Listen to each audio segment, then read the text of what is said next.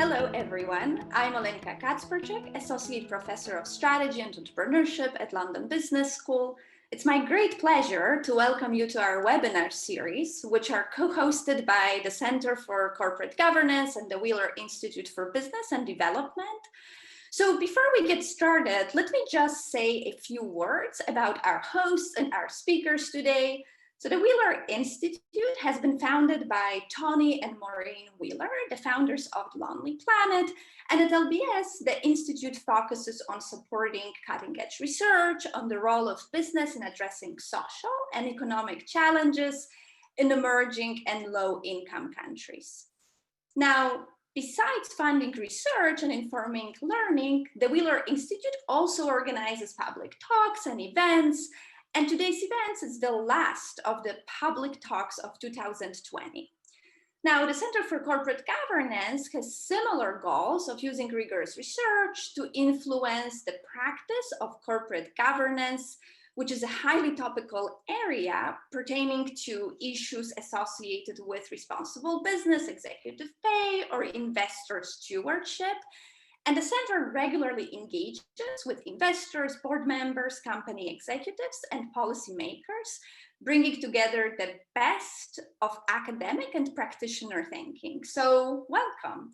And today we're extremely fortunate to have with us Alex Edmans and Andrew Hill. Alex is a professor of finance at London Business School and academic director of the Center for Corporate Governance. Alex is also known for conducting extensive and really impactful research on various topics in responsible business, corporate governance, and executive compensation.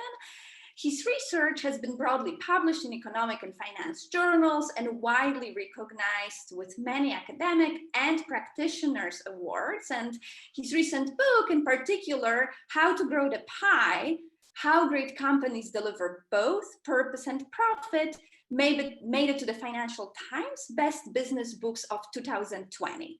In his book, Alex raises critical questions regarding the purpose of business and corporations, what it means, how it should be defined, and whether and when firms face a trade-off between their purpose and profit. And clearly, in these difficult times of global pandemics, when companies are strapped for cash, when new fledgling ventures, as well as large old incumbents, becomes extremely frail, questions around corporate purpose couldn't be more timely or more relevant.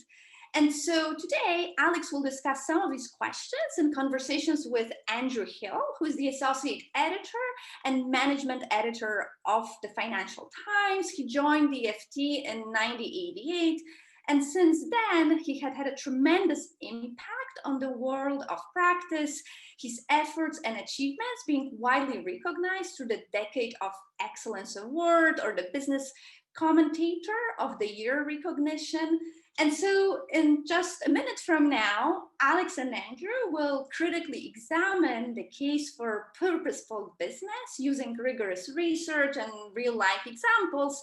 And my hope is that through these conversations, we can get some insight into what kind of practices work in advancing both corporate purpose and profit. And then finally, I hope we'll get a deeper sense of just how we can play our part too, perhaps as investors or citizens more generally, how we can put purpose into practice in a more effective way. So before we jump in, just a few ground rules. So first, Alex will make the case for purposeful business for about 10 minutes. This will be then followed by the discussion between Alex and Andrew. And then finally, at the end, we'll have the Q&A with the audience, which will be moderated by Andrew. So please use the chat function to submit your questions throughout the session. So you can start right from the beginning. And if you tell us your name and affiliation, then we'll try to mention those as well. So, okay, without further ado, Alex, it's a pleasure, welcome, and thank you again. Well, thanks so much, Olenka, for hosting, and thank you to the Wheeler Institute for partnering with us, and also to Andrew for moderating. So what I'm going to talk about is what I mean by purposeful business, and this might be somewhat different to what we typically hear. So let me share my screen and talk you through a story, an example from a while ago. So I'd like to take your mind back all the way to 1978. And this is a scientist called William Campbell. He worked for Merck, and he had what seemed to be a crazy idea. So Merck had this drug called ivermectin, which currently was curing parasites in livestock. And he thought, well, there's this possibility that maybe it could cure onchocerciasis in humans. So you might think, well, what is onchocerciasis? Well, this was a really cruel disease. So it was a disease that was transmitted by the female black fly, which used to fly around the riverbanks in Latin America and Africa. And if there was a bite from this black fly, it injected some larvae into you, and these grew into worms, and these worms could be up to 2 feet long. And these worms would crawl underneath your skin, and for some citizens, this was so painful that the only way to get out of the itching and the pain was to commit suicide. So this disease did lead to some people unfortunately taking their own lives. And for those who survived, sometimes and often actually, the worm would crawl up to the head and it would cause river blindness. And so that was the common name for onchocerciasis, river blindness. And this was something which was just seen as a way of life in many developing countries. So once somebody turned in their late 20s or early 30s, they would just naturally go blind. It was just part of growing up, something that people expected to be part of turning into an adult. So this was a really severe illness, and even more of a concern was that it affected some of the poorest countries around the world. So nearly 300 million people were at risk of contracting river blindness. And these were people who lived in houses which were caked together from mud. They wore skirts woven from grass. So if you were Merck at the time, would you ever even bother to develop to try to develop this drug for river blindness? Not only was there a huge low odds of succeeding, because drugs typically didn't succeed across species, but even if it did succeed, would they be able to monetize it when it was a disease suffered by some of the poorest citizens in the world? So if you were a company which was maximizing shareholder value, even long-term shareholder value, you might focus on some conditions which were affecting more the people in the developed world.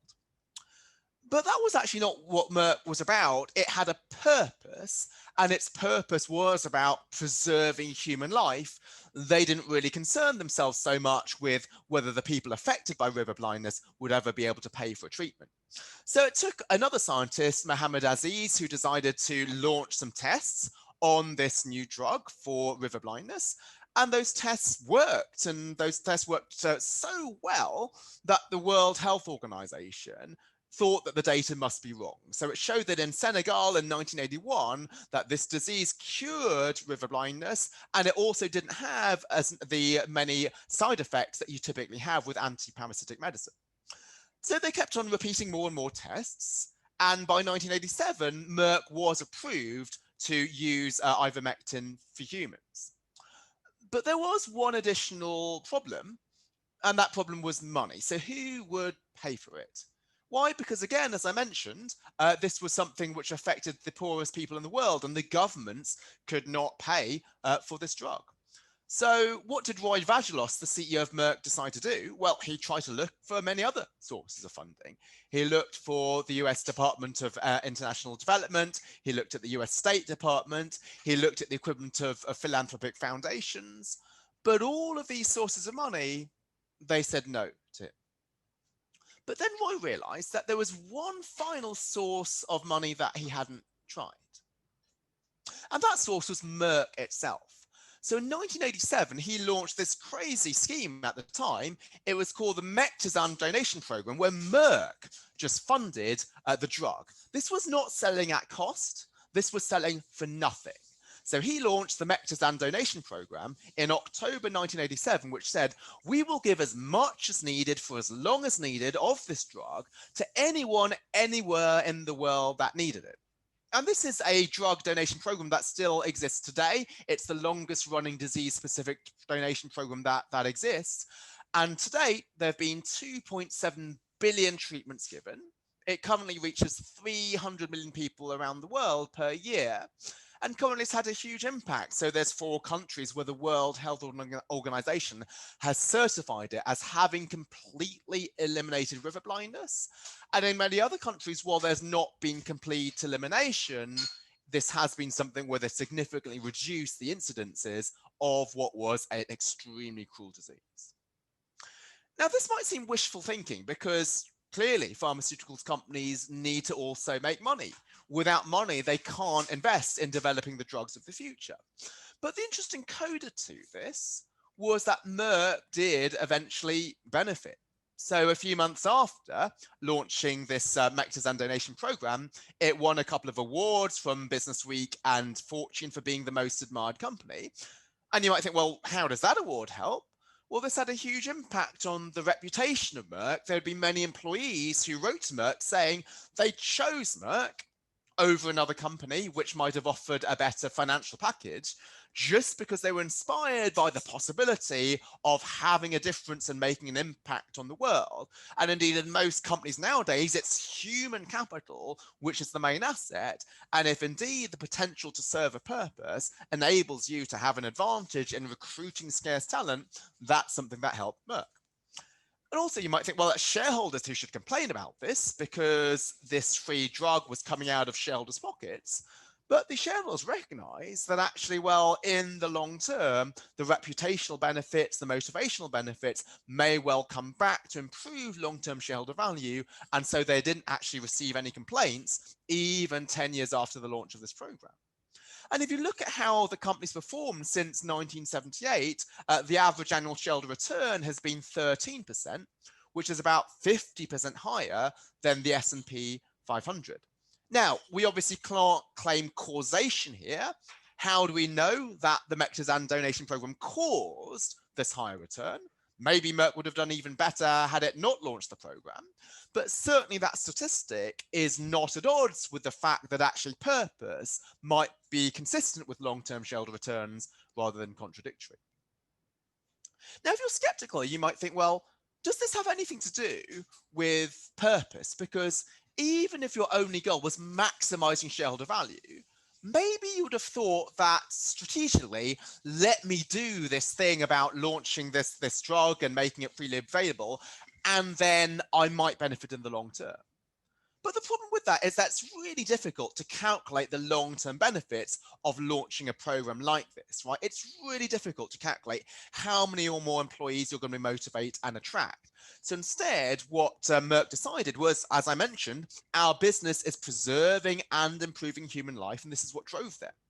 And why I use this example is it's quite different from the coronavirus, right? The pandemic that we have right at the moment is really severe, and everybody knows there's pressure on a pharmaceuticals company to solve this problem.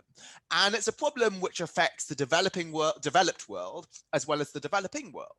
Whereas with river blindness, this is something there was no real impetus. There was no real pressure for pharmaceuticals companies to address that. It was something which affected some citizens, which maybe many people just forgot about. And yet Merck thought that their role was not problem solving. It was not reacting to a big public health crisis that everybody wanted the industry to solve. It was problem finding. Let's think about what are the problems that we can go out and solve, even if there is not public pressure to solve them. And so before I hand back, so this is what I refer to my book as the pie growing mentality. Right, so we often think about the value that a company creates as being given by a pie. And we think a responsible company is one that splits the pie fairly to make sure that not too much goes to investors in the form of profits, enough goes to stakeholders. And there are ways that you can do that. You can make sure you give money to charity. You can pay your workers more than you need to. You can make sure you pay fair tax rather than reducing tax to the minimum legally possible. All of those things are really important, and I absolutely do not want to dismiss them. But what I want to do is to change our thinking about responsible business to say it's more about growing the pie. So we absolutely do want to increase the orange, create more value for society. But the way we do that is not by giving them a greater share of what's already there. So throwing more money at a problem by donating to charity or giving more in terms of taxes, but through innovation, through problem finding, through some crazy ideas, such as can we use this livestock drug to address river blindness? And it's through these ways of innovation that not only do we create value for society, but also companies can be ultimately more profitable because that innovation, even if solving a social problem was the main reason for doing it, ultimately might end up benefiting. So I would call a purposeful business as one that creates profits only through creating value for society. So absolutely the final four words is really important, right? We do want to create value for society, but the important thing to note is this is not unrealistic and the expense of profits, because if we start with the idea of let's try to use our expertise to solve social problems, if you do that successfully, then a company might ultimately be profitable. And therefore this trade-off that we think about between profit and purpose, while indeed it's not always resolved, that trade-off is not as stark as we often think when we realize that profit can be a byproduct of solving social problems. Okay, well, thanks so much for the attention, and let me hand over to Andrew for the discussion part. Thank you very much, Alex, and it's great to be here. Thank you, Olenka, for the introduction. You mentioned, or she mentioned, that Alex's book is on the best business books of 2020. One of my few powers at the Financial Times is to choose that list, so I was very happy to be able to recommend Alex's book, as I have been ever since it started coming out. I just want to remind the audience, there are some 170 of you on the call, that we'd like to take questions right from the beginning. So if you've already got things that you're burning to ask, please do post them into the Q&A box, and I will try and weave them into the conversation. Don't all wait till the last 5 minutes when there won't be time to address them. But for the first part of this, I'm going to try and pose some of my own questions. And I mean, leading on from that wonderful Merck example, which is obviously in the book as well, I suppose the question immediately arises of what pharmaceutical companies are doing today. They've got this huge opportunity with the vaccines that they've developed, the big bits of good news that have come through in the last few weeks. And although, as you mentioned, that is very clearly a developing country problem and therefore a profit-making opportunity for those companies, there is a low-income developing country issue as well, which is, will they be able to distribute these? Will they want to distribute these drugs at cost, or possibly even, following a Merck example, at below cost? And what's the trade-off, I suppose, that they might have to make in thinking about the reputational advantages versus potentially the profit downsides of doing that? Have you given any thought to that, Alex? I'm just interested to know how that fits into your view of what purposeful pharmaceutical companies in particular should be doing in this pandemic. Yeah, thanks very much, Andrew. It's a very difficult dilemma. So on the one hand, we'd like to say, well, these pharmaceutical companies should do the right thing and make it available at cost throughout the world. But then there is this commercial reality of developing new drugs is really expensive. So there was one study which found that the average cost of developing and getting approval for a new drug is $3 billion. So without the profits from prior drugs, you won't be able to put the investment into launching new ones. But I think what is interesting here compared to the case of river blindness is because this is a developed as well as developing country issue, it affects the whole world, there might be some two-tier strategy which is possible, which might be to sell it at cost to developing countries where access is really a challenge, but then on the other hand to sell it at some reasonable profit to developed countries, because they're ones where governments will be able to buy it at greater than cost. And I don't think people would begrudge that, because it is something which, if indeed this vaccine is working, is going to have a transformative effect. So I think that two-tier strategy would, number one, have the reputational benefits of of ensuring that your goal is to serve human health rather than to make a profit. So that's why it should be at cost to around the world, but also recognize the commercial reality is that, yes, these drugs do need to generate a profit in order not just to give the money to shareholders, but because they need to keep investing in the future, because we don't know what the next challenge will be for which we need some pharmaceutical cure. I mean, Chris Hawes has actually asked the question that I was going to ask off the back of the Merck example, which is why aren't there more examples like Merck? I mean, it's a great example, but as you said, it dates from the 1980s. And we have had some attempts by pharmaceutical companies to shade this differently for different drugs for different developing countries, I think notably with HIV/AIDS. But I just wondered if there were, why you think there aren't more examples, given that the Merck one is so striking and the apparent benefits so great to them. Yeah, so I think this is a really good question. As I think there's two ways in which companies can serve society. One is by giving something for free and or at cost, and that's really beneficial in order to give impact. And that's not just pharmaceuticals companies. You can have, say, Unilever at the moment giving 100 million euros of food and sanitizer. But I think if you think the second way that we can think about how to serve society is through innovation, that is something where I think there are a lot of examples there. So even if you don't give the product for free, by developing this product, sometimes having some crazy ideas of launching something which you would have never thought possible, that can be something which serves society. So another example from the book is Vodafone, which decided to launch M-Pesa, a mobile money service, using expertise in telecoms. And again, this is an example of problem finding. We've got this expertise, and we recognize there's this issue of financial inclusion within Kenya, so let's deploy this. Now, it's true that that's something which is monetizable, where you need to pay a small fee to use the M-Pesa service, but the benefit has been still immense. People found that within 7 years, 200,000 households got lifted up by poverty. So while I'll say that there's not the same examples of giving something completely for free, there are indeed examples of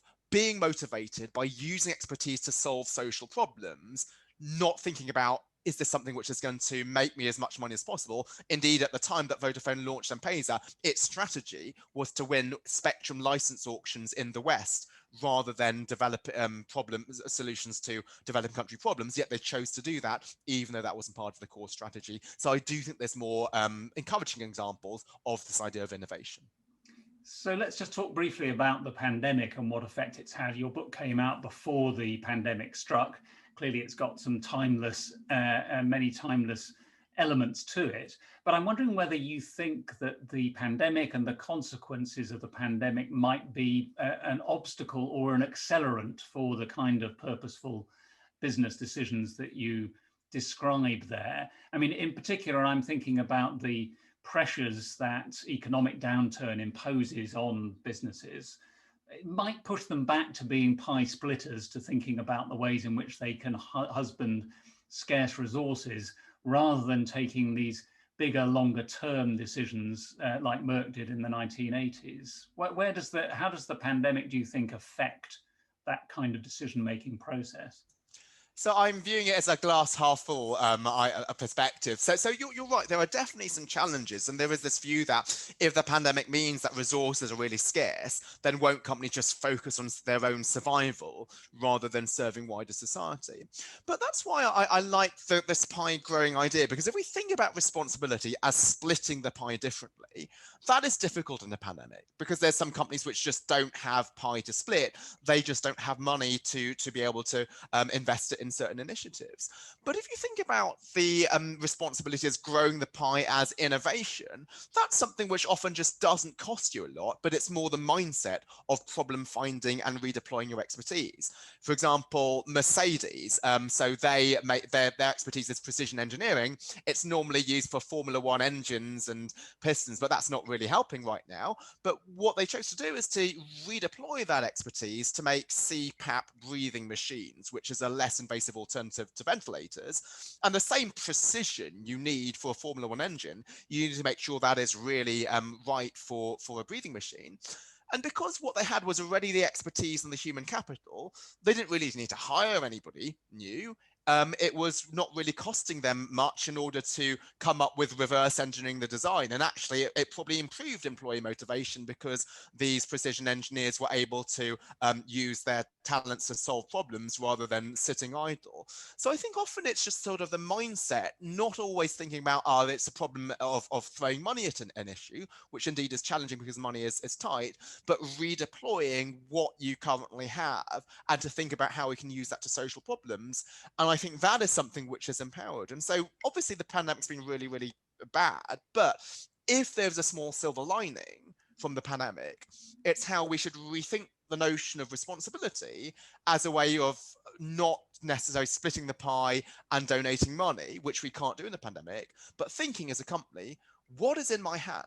Right, what is the unique resources and expertise that we have at our disposal, and how can we think creatively about using them to serve wider society? And there's been some great examples of these pandemic pivots where companies have redeployed their expertise to solve the problems that we have right now.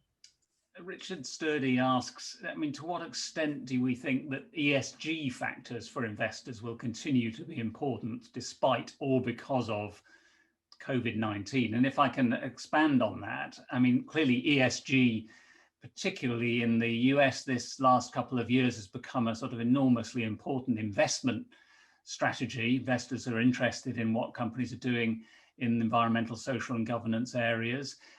I mean, again, does it strike you as something that will continue to be important, or is it in fact distorting to some degree the decisions that companies and investors are making by pushing them into thinking, putting these decisions into particular boxes, often, and frankly, to make sure that companies stay in indices which others will invest in?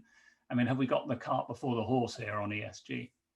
Yes, I fear that we might have the cart before the horse. So it is something which I think will continue to be important. And we already had this big trend towards ESG even before the pandemic. So the pandemic has certainly accelerated it. But even when things go back to normal, I think the emphasis on ESG will just only continue because it was a trend that started beforehand. But is this a good trend or a bad trend? One might think because I'm an advocate of responsible business, I should be happy with this. But my concern is that these ESG metrics may not capture what I truly think purpose and responsibilities is about. So many of these metrics are on the do no harm aspect of responsibility. So this is make sure that you split the pie fairly, ensure that we don't emit too much carbon or use too much water, or we don't have too much of a CEO to employee pay gap. But obviously, again, those things are important. We do care about the division of the pie. But I believe that the main responsible action that a company can undertake is to grow the pie, is to actively innovate. And that effect is often not captured in standard ESG metrics. Indeed, sometimes it might harm them. So I serve on the Responsible Investment Advisory Committee of Royal London Asset Management. And one of the things we recently used is there's this new MSCI warming tool, which can evaluate your portfolio and figure out which stocks are contributing most towards global warming, which is obviously something everybody here really cares about. But what we found was that the worst stocks were semiconductors. Why? Because the manufacture of semiconductors releases perfluorocarbons, and that contributes even more to global warming than carbon dioxide emissions. However, semiconductors have a huge amount of good that they do in the world. They may well power the solutions to global warming. And beyond that, right, if you have microchips or if you have smartphones in developing countries, you can really transform people's lives. So smartphones are what allow people to access things such as M-Pesa rather than relying on cash where there's a huge risk of robbery and forgery. So I think if these ESG metrics focus too much on the do no harm aspect, rather than the actively do good aspect, you might have some investors who are pressured into divesting from semiconductor companies despite all the good that they're doing. So what I think we should try to look at is to look at this holistic perspective of not only the harm that a company does, but also the value that it generates. Now, there are indeed some initiatives to look at this positive aspect. There's one called impact weighted accounts from which some people at Harvard are developing. But the problem is that those metrics are not very comparable across different companies, because different companies create value to society in different ways. Some it's through telecoms, others it might be through financial inclusion, whereas the current ESG metrics of carbon emissions is something that every company can report. So I think what this requires is for investors and maybe society in general, because we obviously evaluate companies by who we choose to buy from, to recognize that there will not be some one size fits all universal metrics. Instead, how a company creates value for society will be specific to its own purpose and industry. Let me just ask before we get more deeply into lots of questions that are coming in from the audience. I mean, just relating this to low-income countries and the areas where the Institute has particular interest in what purposeful business can do.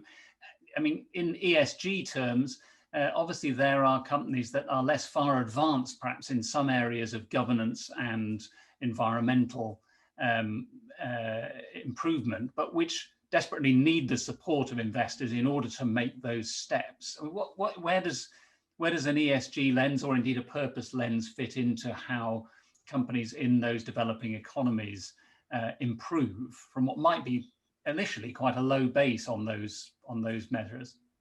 Yeah, this is a really important question that we try to wrestle with at Royal London, because we're a global fund and we want to invest in developing countries. And there we need to, what we're trying to do is not impose sort of UK standards on foreign companies, because what we look at is for a company to be best in class compared to its peer group, even if that might not be something we'd look at from a Western standpoint. For example, in terms of governance, right, one thing that I write a lot about is the importance of linking pay to long-term performance, but in just other countries you just don't have the culture of equity ownership among management. You typically will have more cash salaries and intrinsic incentives there, so it would be I think foolish to require companies to adopt what we'd see as a Western executive pay model.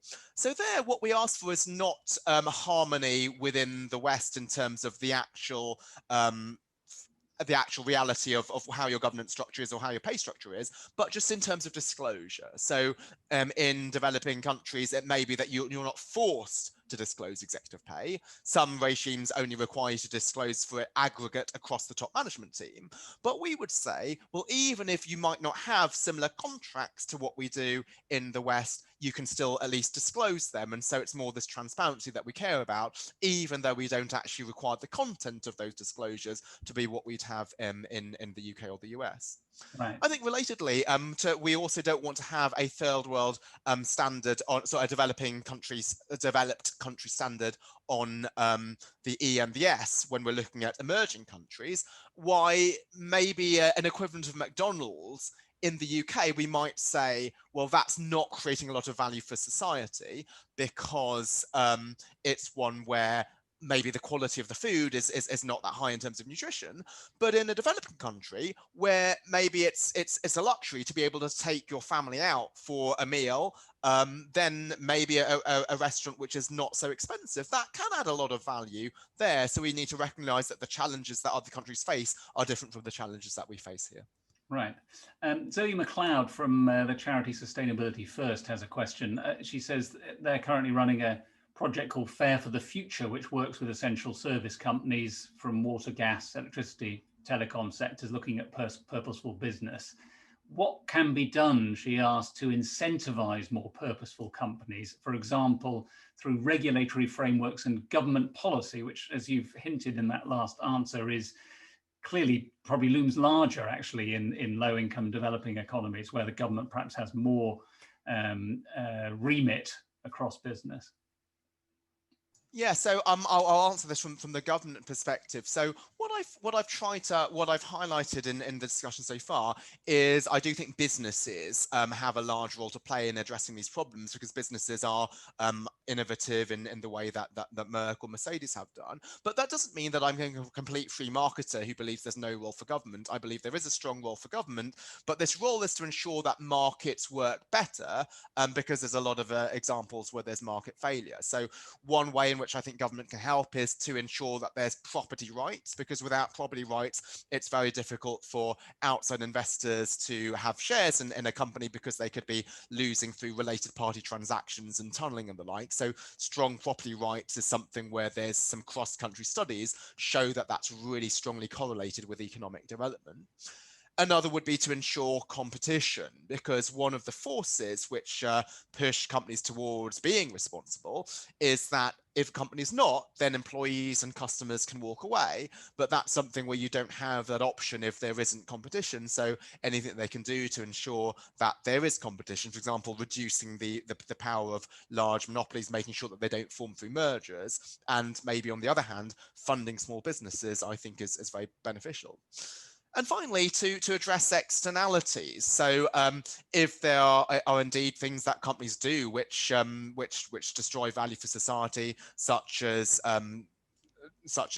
bad work, poor working conditions, or child labor, or modern slavery. These are things where, rather than leaving it to market, those are things that just can be regulated out. So there are certain things where there are minimum standards that if a government doesn't uphold them, there could be a race to the bottom where certain companies will try to cut corners, and because they can do that, they're able to make short-term profits and maybe drive more purposeful companies out of business. So I'd say these externalities here are also examples of market failure where government should step in. Right.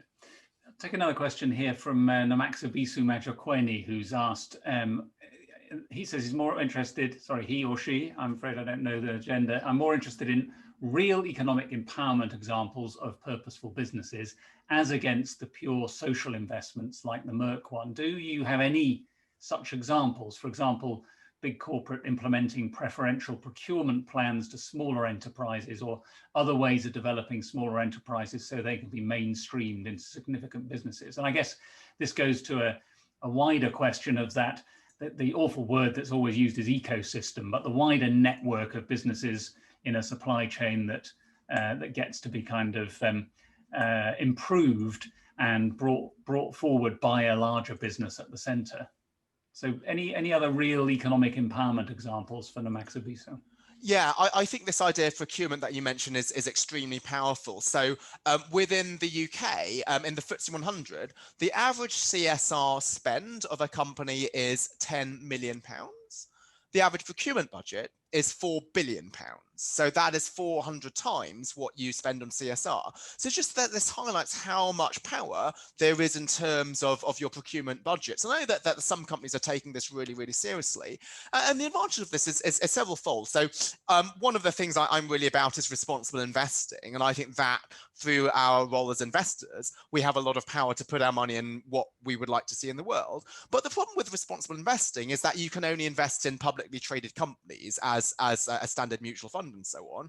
Whereas if you're a company with a procurement budget, you can deploy that procurement budget to any supplier, be this public or private. So there's additional power to have some transformative effect in this.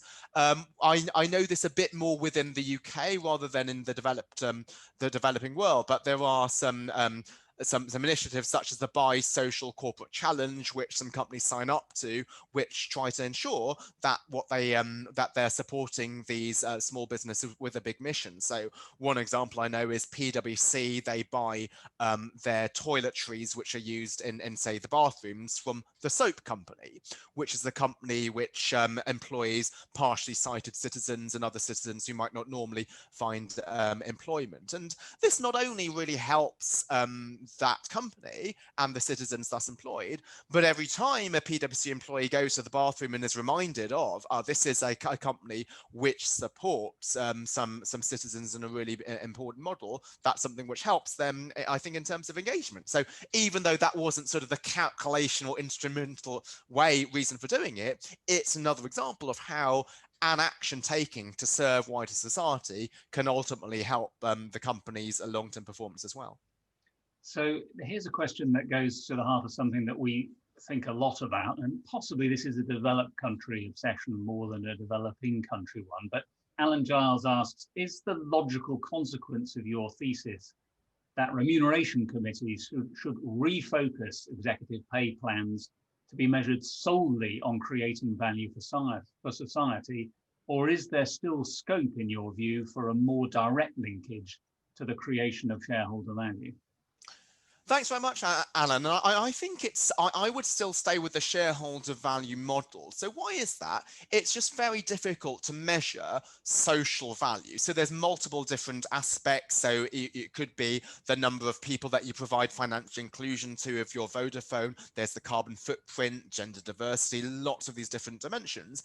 And the problem is that if you were to try to link pay to some of them, you have this concern of hitting the target and missing the point. For example, we could recruit particular people to the board or the senior management team who are ethnic minorities or females, but not be concerned about a diversity of thinking or a culture that encourages psychological safety and all of these other aspects. And it may be that people tick the box in terms of gender or ethnic diversity, but actually don't have a diversity in terms of skills. So certainly companies should be measuring those things. But I think when you link pay to that, there's a lot of potential unintended consequences. And there's evidence finding that in other fields. For example, if you pay teachers according to test scores, they start teaching to the test. But what I think is valuable about the shareholder pay model is that there's a lot of evidence showing that in the long term, very many of these measures of social value end up improving shareholder value. So the Merck was one example, it was one anecdote, but there's a lot of more rigorous research showing that that's more systematic, is that when companies serve wider society, ultimately shareholder value improves. And there's a very nice study done by Caroline Flammer and Tima Bansal, which looks at what happens when a company chooses to tie pay more to long-term shareholder value. What do you think happens to profitability? It drops, but it only drops in the short term. It actually rises in the long term. But what else rises is innovation rises. So if we think about that being the main way in which a company serves society, they're producing more patents and the patents are better. But also measures of stakeholder value go up, the value that you create to the environment, communities, and in particular employees. So what that suggests is the best way to improve stakeholder value is not to have explicit stakeholder metrics, because then the CEO might pursue only those metrics being rewarded.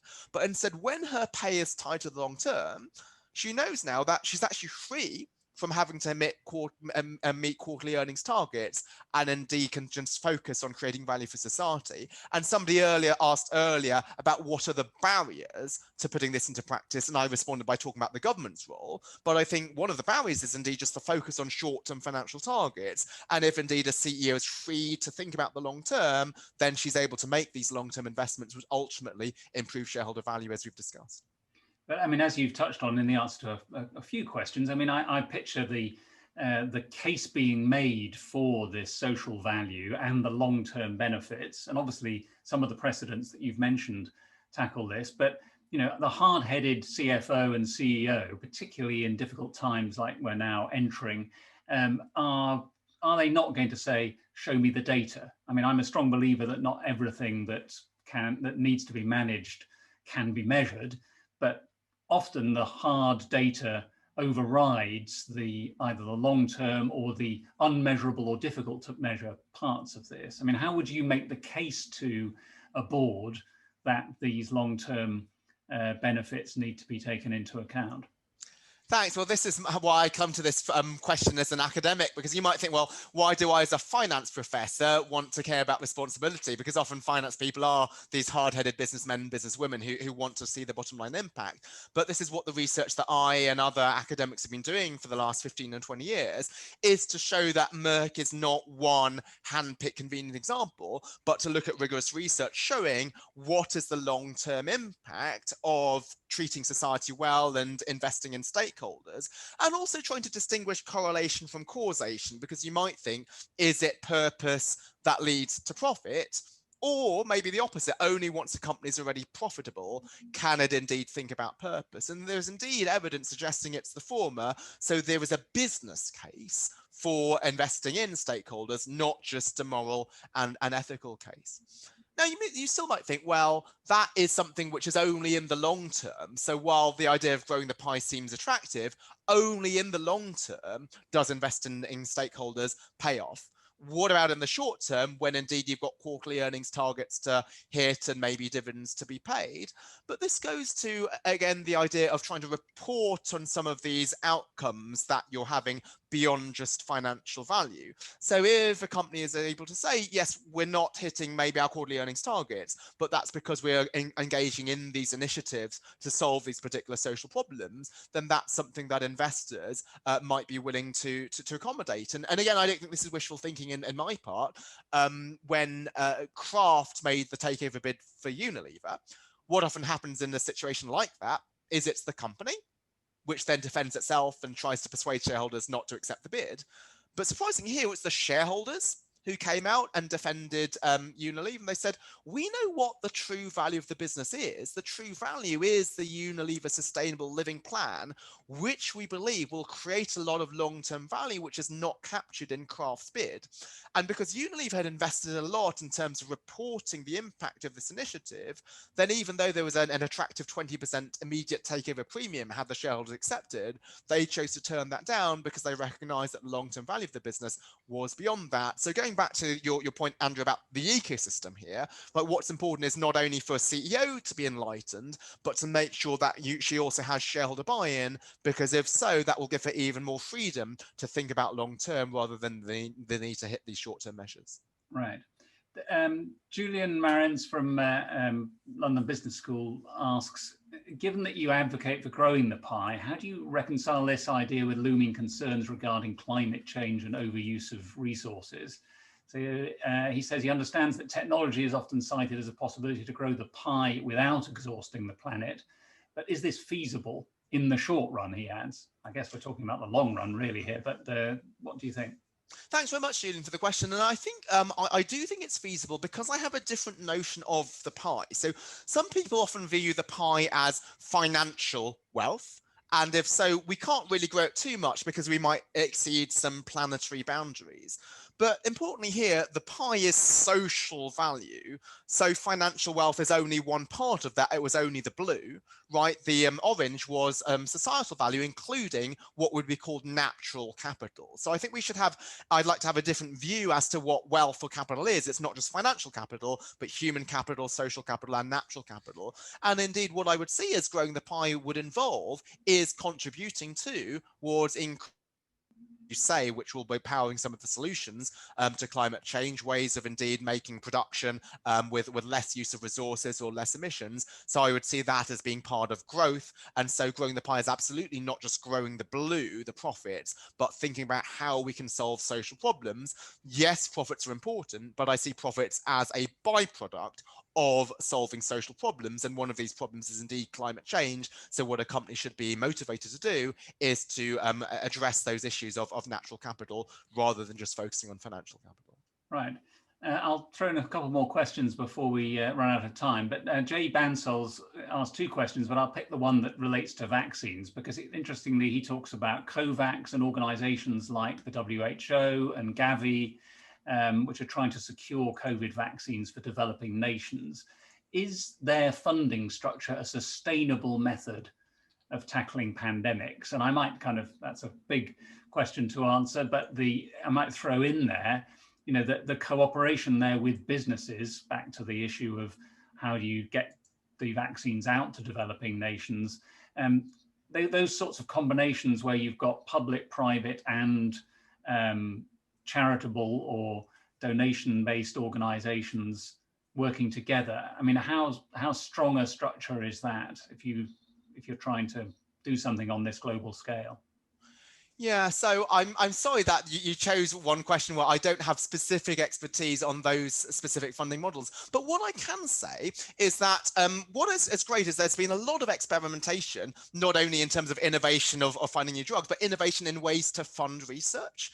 And there's some really good academic research which tries to look at what funding structures might be the most effective. So typically, we funded research by funding the input into research. So like as a professor, you get a research grant, and that's something where you put it towards research. That's the same with companies. They get research grants to fund the input. But instead, what some new measures look at is to fund the output of research, which is if indeed your research is successful, then there is indeed some subsidy towards that, and that makes sure that it's only successful research that pays off. So one thing that I've put on my book's website is, which is growthepie.net/blog, is that any new paper which has come out since I published the book, which is relevant for some of the themes of the book, I try to summarize for a general audience. And there's indeed a really nice new paper by Michael Kramer, who just won last year's Nobel Prize in Economics, looking at a drug development scheme which is an output-based one, and finding that it was a way of actually encouraging some drug development there. So I won't go through all of the details of that scheme just because there's more questions, but I just encourage you to take a look at that paper, which tries to look at some new models. So sorry to not answer that specific question, it's just something I don't have specific knowledge of, but what I would say is there's a lot of research on different types of ways of funding, and so that's one of the ways that the blog of the book's website is trying to contribute, is to make some descriptions of those other funding models. A shorter one, and perhaps a simpler one in some respects. Subhadra Kunduri writes, how is corporate purpose different from corporate shared value? Corporate shared value is something I wrote about 10 years ago, about the first column I wrote about management and dealing with the sort of Friedmanite conundrum. Are we talking about two different things? I might even throw in sustainability and indeed CSR, corporate social responsibility. These just all tend to get mixed together into the same bucket. Yeah, it's another good question. And there's a lot of alignment between purpose and CSR, sustainability and shared value. I'd say there's a couple of things which are different. So specifically with sustainability, so sustainability only means long term.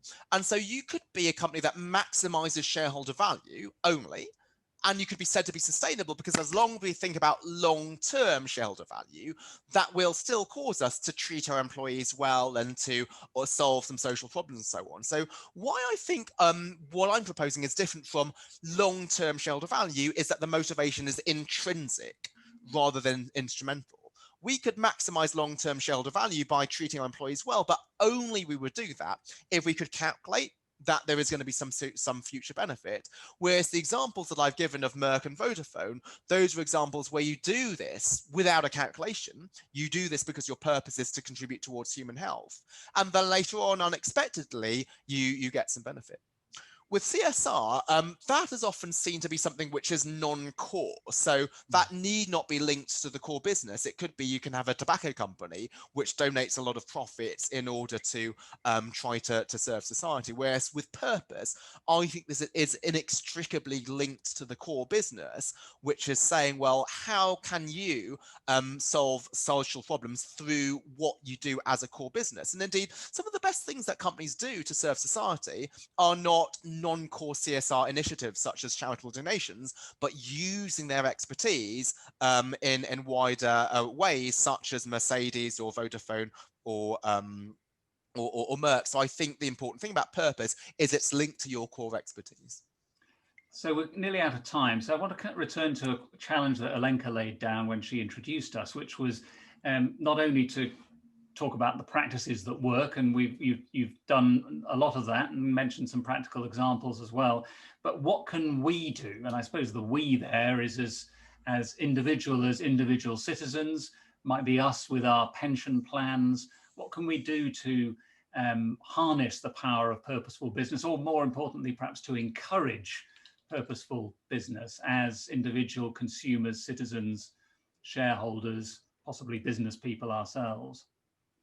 I think it's a great thing to end on. And I think the point to highlight is that as citizens, we probably have more power now to affect companies than we did in the past. And you might think, well, that's bizarre because now companies are massive. How can we as an individual person have any impact? But indeed, as you're saying, Andrew, through your purchasing behavior, through who you invest in, through even as an employee speaking up. So one example I have is Abdul Durant, who was a cleaner at HSBC. He actually got up at the annual meeting and said, said, I'm having to work on £5 an hour, I can't even afford to send my children to school because they can't afford the books. And that actually led to the chairman giving a 23% pay rise to the cleaners. Nowadays, if a company is non-purposeful, the power that we have through customer boycotts can spread hugely. So this is not to say that we should always boycott or start some Twitter storm, but this is to say that we have the power to put our money into companies that reflect what we'd like to see in the world through things such as our investment decisions and our customer decisions. And also we have tools and information to support us. So there's apps such as Boycott or Good For You, where if you were to scan a barcode, then this tells you whether it aligns with your values. So you pre-specify the values that you care about, and you can get information about that. And I don't think it's unrealistic for customers to think that they're going to base their choices on those decisions, because we already are willing to pay more for organic food or locally sourced food. Indeed, now customers are willing to pay more for products that accord with their values. And I could just do a plug. Tom Gosling and I just recorded a podcast at LBS on this, which is called How Can Citizens Make a Difference? Specifically on your point, Andrew, is that it doesn't require you to be the CEO of a company like Roy Vagelos and think, oh yeah, let's give the drug for free. I think ordinary citizens can do this by our role as customers, investors, and also employees. But if there are any CEOs of multinationals on the call, please take Roy Vagelos' example to heart. Alex, thanks very much for chatting about this. I'm going to hand back to Olenka. Thank you for all your questions that many of which I've had to leave unanswered. But thank you also, Alex, for your insights. Olenka, over to you. Okay, thank you very much for your excellent presentations and an engaging discussion. So what I wanted to do is just to highlight a few things. So overall, you agreed a lot, right? You agreed about the need to grow rather than divide the pie, escaping the trade-off between purpose on one hand and then shareholder value on the other hand. And Alex talked a lot about identifying these really nice instances in which firms and their managers can create long-term profits while also catering to stakeholders' interest. So for example, by generating intangible long-term benefits like Merck did in terms of reputational benefits associated with developing a free drug for river blindness. So these are those amazing instances we want to think about and we want to take away from this conversation as where the two kind of meet, and so growing the pie is possible. So clearly one takeaway from today, I thought, is that firms really can and should formulate strategies for advancing both, right? Thinking about shareholder and stakeholder value, because as some would argue, well, not all profit is equal and some businesses produce more positive externalities than others. And so what we heard today is that firms can sometimes do better than governments in creating social value and growing the pie. So many businesses like Merck are global players, and that means that they can internalize negative externalities more. Or maybe Alex was talking about how they have more resources to create value, and they're just better at it than government or NGOs. We also talked about how firms could be better at opening new markets, serving unmet needs in undeserved communities or underserved communities, come up with new marketing or distribution methods, and really acting as social entrepreneurs in lower income countries. And so I think this is especially true now in the times of global pandemics. And we talked about how biotech and pharma are at the forefront of addressing the current crisis. So in conclusion, growing the pie is no longer debated, I think, but what becomes apparent now, I think, is that, well, the biggest challenge is how do we do it? What are the best ways to proceed, to grow rather than divide? And so we talked about what metrics to use, how to measure social value, how to incentivize startups, but also large incumbents to innovate, to create social value, to be those social entrepreneurs, And what's the role of regulation in all of that? Do we want more or less regulation in supporting purposeful businesses? Because as we heard today, the best practices are actually not always clear. And so here's where Andrew and Alex, I think, have given us an incredible intellectual apparatus to think more about these complex and really difficult issues. So no doubt we live in very interesting but also challenging times. And so solutions may not always be as clear as we would want them to be, but most importantly, we as citizens or investors have a role to play. And so we're extremely grateful for your insights today. I think you left us with a lot to think about. And so thanks to everyone for joining the webinar today. So thank you very much again, and have a great afternoon and stay safe.